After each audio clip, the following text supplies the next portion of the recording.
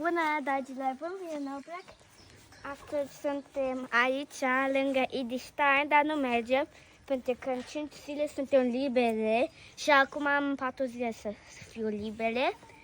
Și am venit aici, dar școala e închisă, dar am văzut niște grăini și dăm iarbă. Hai să vedeți cum vine la mine.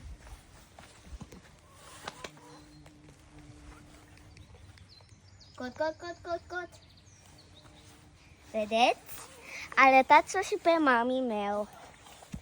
Uite, ia o bucată de asta mai mare. Noi luăm iarbă ca să mănânc ele. Să mănânce, mama. Da, să mănânce. Și celelalte sunt înăuntru.